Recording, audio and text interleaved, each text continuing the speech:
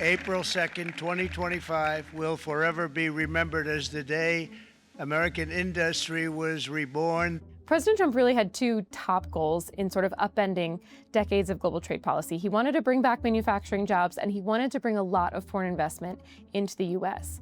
On those two key measures, we have not seen improvement over the last year. Manufacturing job losses actually accelerated in 2025, and foreign direct investment was lower. For all the fireworks over the past year, our tariffs are more or less where they were exactly a year ago. The really interesting part, though, is where we're going from here. It's my strong belief that the tariff rates will be back to their old rate within 5 months. It's very likely tariff rates climb from here, and they have a number of tools they can use in order to get us there.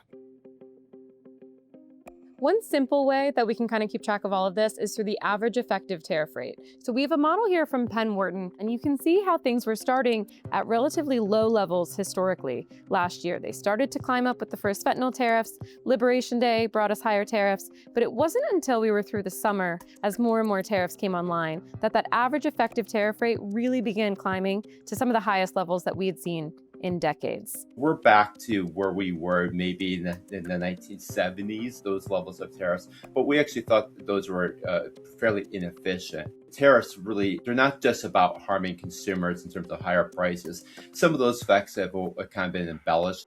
The real harm from tariffs will really come from the investment side. They just make U.S. companies less productive.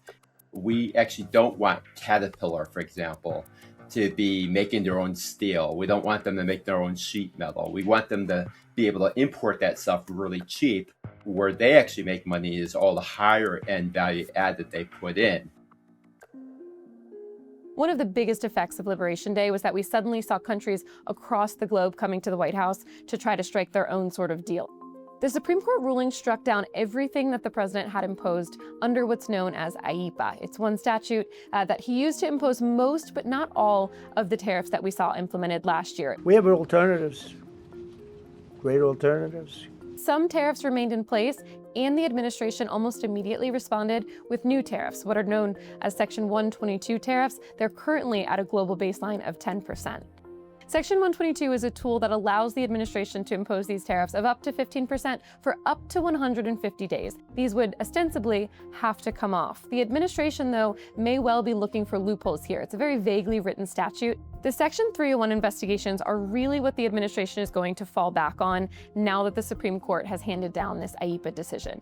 These Section 301 tariffs, those will be led by the U.S. Trade Representative's office. They are investigating more than 60 countries right now for a couple of different trade practices, some involving forced labor, some involving what they call excess capacity or production, meaning they're arguing that some countries are producing more than they can use domestically, and that edges out U.S. goods. 60 countries are being targeted here, including some of the U.S.'s biggest trading partners, China, the EU, Canada, Mexico, all included there. So what we expect is that piece by piece, the administration is really looking for ways to rebuild everything that they laid out on Liberation Day, this time just using a different and more legally durable statute.